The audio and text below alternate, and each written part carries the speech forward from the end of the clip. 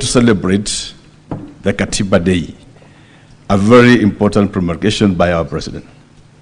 As I stand before you, Mr. Speaker, I wish just to indicate some few observations.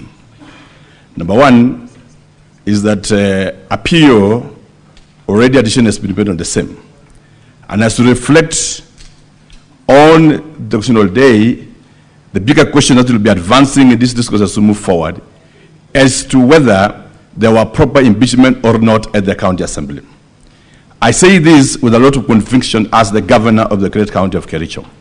That's number one.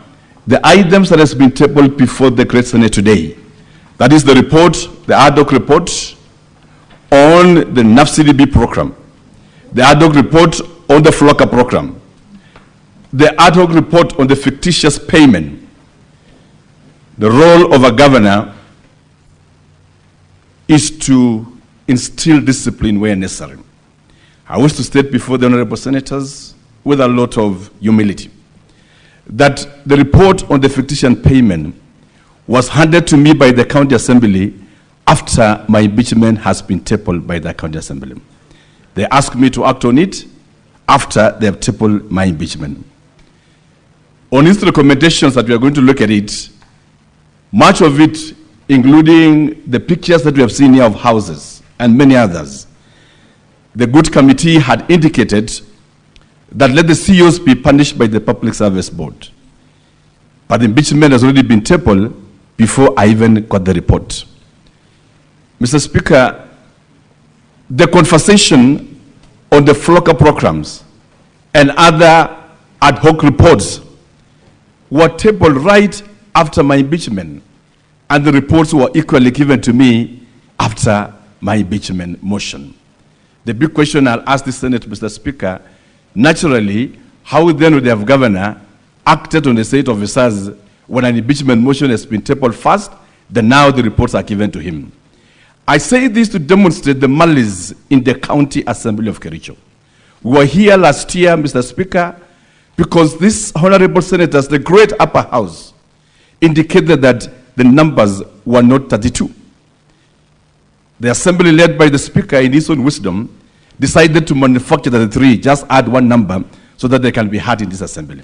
And I say, farewell enough, we will be here to listen to these judges and be able to demonstrate any of our wrongdoing. Number three, Mr. Speaker, sir, on the question of Londiani, which is an emotional wiping statement and wiping emotions, this was the same impeachment that was brought in this house last year. The governor has no role whatsoever in creating committees that run funerals.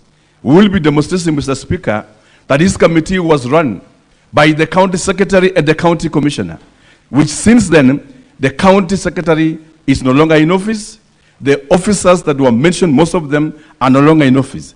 But we'll also be able to demonstrate to this Senate that already a ruling has been made by the court indicating that no funds were lost. The same item has been brought to the Senate again for debate. Fourthly, Mr. Speaker, because of time, is that what is happening in Kericho is a well-orchestrated conspiracy, political conspiracy, to remove the governor of Kericho. One is for political interest and political expedition. Because you are seated there as the speaker of this great house. At the county assembly, we also have a speaker whose interest is one, to be the governor of Kericho County. How then do you become the governor? Impeach the governor, make it easy for you, and probably along the way, impeach also the deputy governor, and sit in as both the governor and the deputy governor, and the governor and the speaker of the assembly, so that out of the 10 years he served as the CEC of Kericho in charge of finance and as CEC in charge of roads, will be able to execute what he never accomplished. We'll be able to demonstrate that as we make our discourse. What I just wanted to say from my heart, and somebody was asking me, why did you choose to make this statement like last time?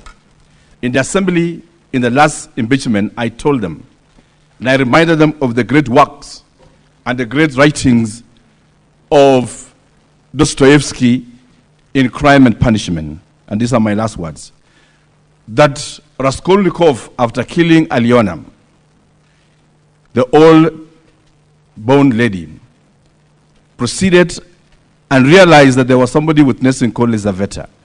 Because of the urge to murder and kill, he went ahead to kill Lizaveta. I then implored upon the County Assembly of Kericho, let us not just create blood for blood's sake. I also said at that time with a lot of remorse and humility, that in tragedy of Macbeth, Shakespeare, when Macbeth, the great lady, told the husband that King Duncan, you can kill King Duncan and you become the king yourself. And remember that Macbeth was a cousin to King Duncan. Macbeth was reluctant to kill King Duncan. But along the way, the evil spirits possessed her. And in her watch, he says, come ye gods and sex me, that I may be a man and kill King Duncan. Indeed, Macbeth went ahead to vanquish King Duncan. Not because he wanted to kill, but because of the drive for murder. Thereafter, he went ahead to vanquish every other witness that was at the court in his quest to become the king.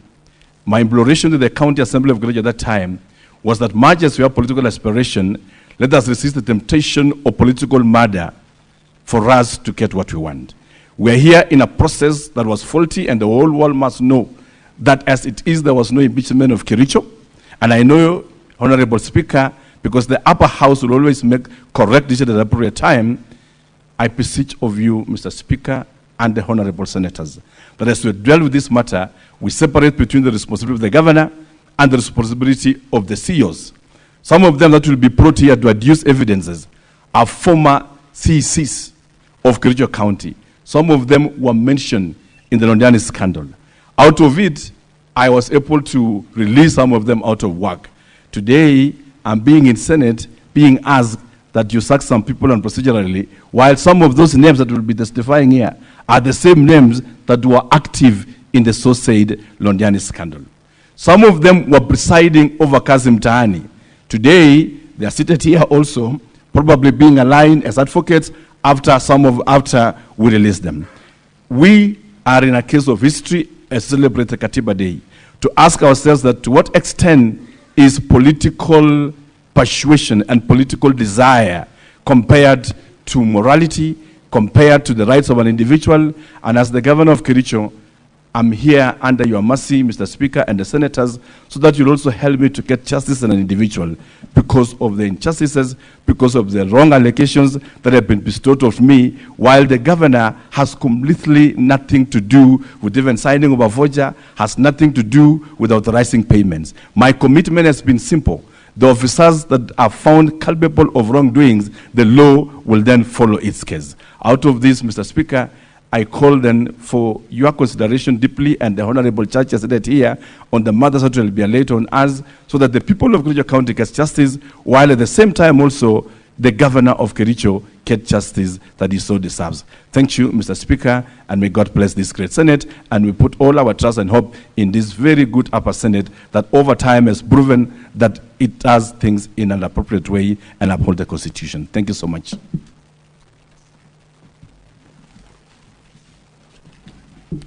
Mr. Speaker, sir, and honorable senators, the first issue I wish to address is our insistence on the preliminary objection we raised earlier on. We take on board the directions and the guidance given by the Speaker. We will adduce evidence of the 18 MCAs who did not vote, and we maintain that indeed this motion should not be here because the total optimum number of MCAs who could have possibly voted in favor of this motion could have been 29. And we are not saying that 29 necessarily are voted. We are saying that the results that were brought here were manipulated.